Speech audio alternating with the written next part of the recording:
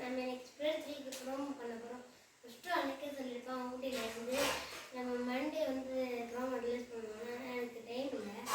So நாங்கள் வந்து இன்னைக்கு சண்டே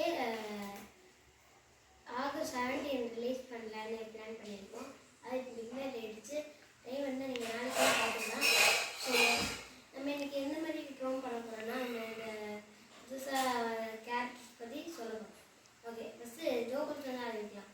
அவன் தான் படத்தையே செம்மையாக வச்சுருக்கான்.